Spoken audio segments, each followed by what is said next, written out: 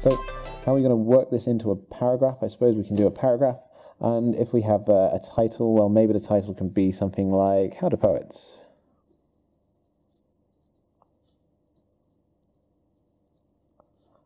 Present strong emotions? How about that? In their writing.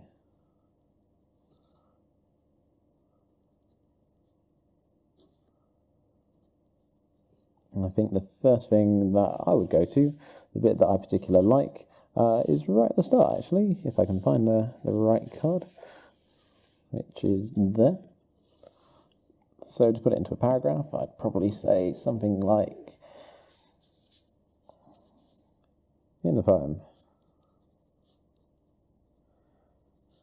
Browning uses pathetic fallacy, and I put a capital when I shouldn't have, to demonstrate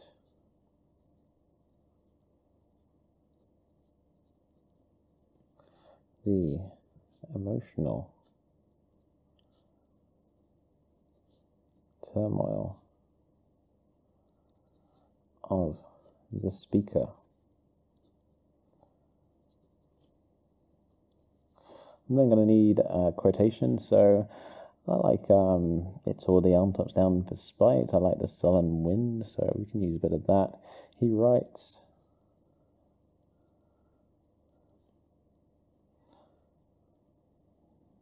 the sullen wind was soon awake. It tore the elm tops down for spite. Okay, we've got some evidence in there. We need to analyze it now. So, in this case, what are we going to say? The speaker is clearly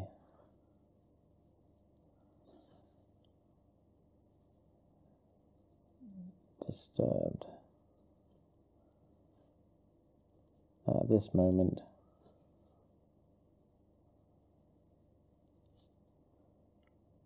as the weather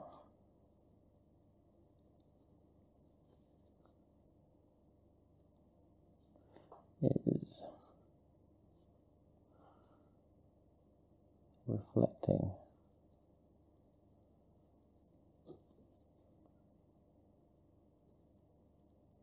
his chaotic emotions.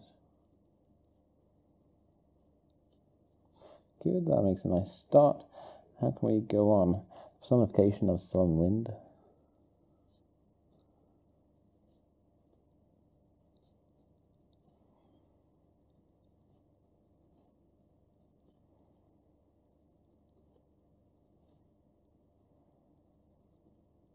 Suggests he starts sullen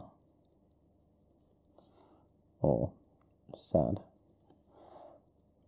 but as he is later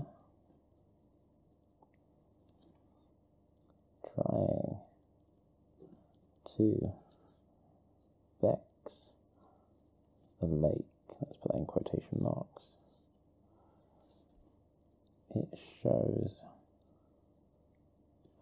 a shift to anger. This is probably something to do with the fact that he is Porphyria's lover, so clearly the title suggests an uneven relationship would be a good way to put it.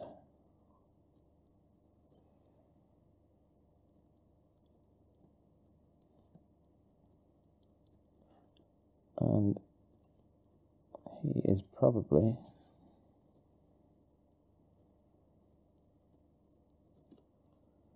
unhappy to be Porphyria's lover,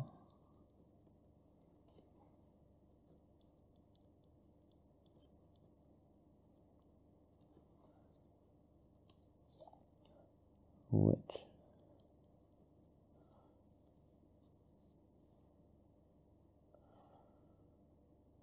suggests she is the dominant one.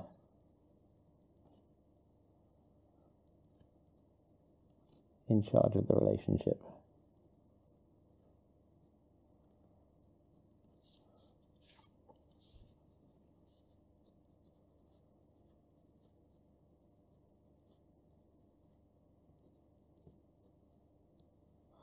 So that works really quite well to show strong emotions. You've got lots and lots of terminology, and you've used some really kind of specific quotations like sullen. You've brought it back to Vex the Lake, and it's a nicely structured paragraph.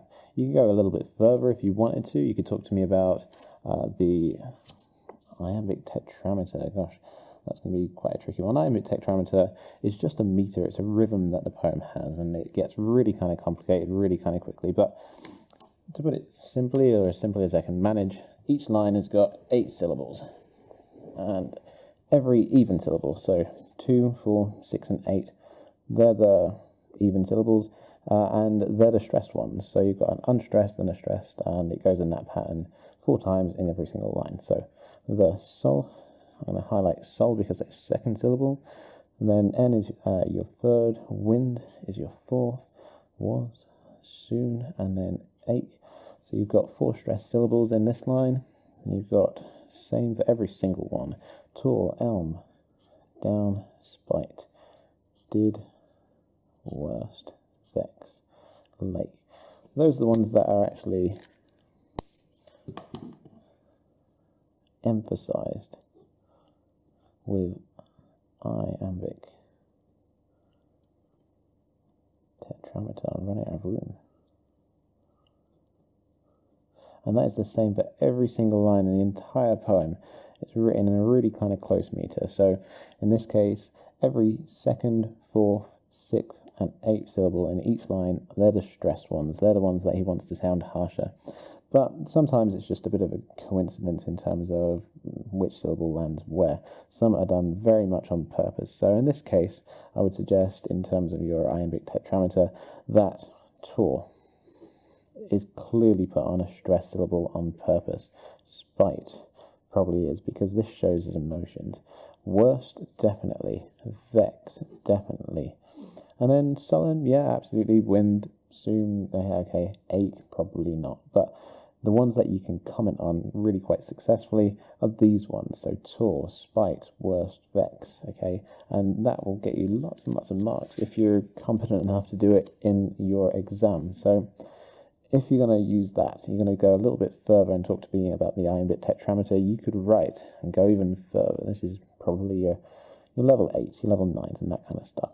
If you want to do this, you could write the use of iambic tetrameter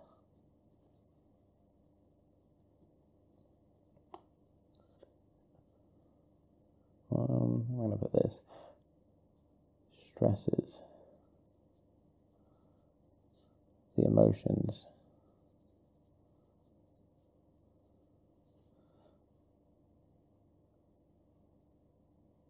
at the beginning.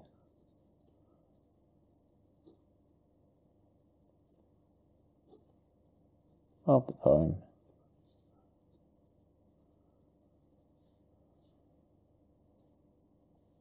Words such as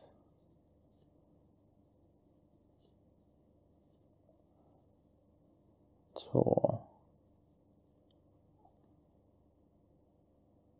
spite,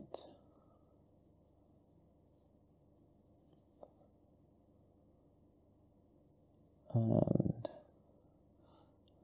vex are emphasized in the meter to clearly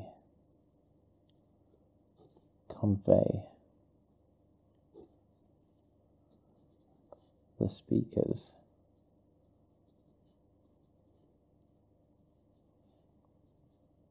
aggression,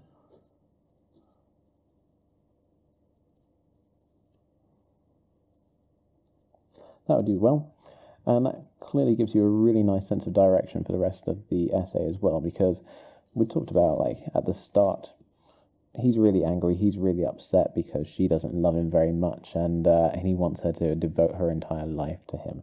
Well, she's the active one. She's the one that comes in, soothes it down, and she devotes herself to him. So the next part you can actually tell me about probably would be when she actually does devote herself to him. That vainer ties dissever. She cuts herself off from her family and friends, and she gives herself to him forever.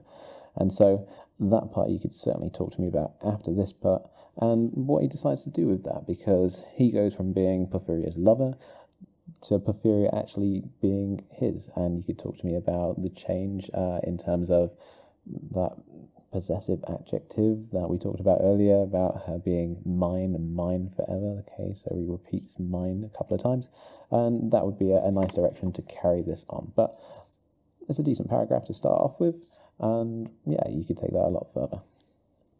Done.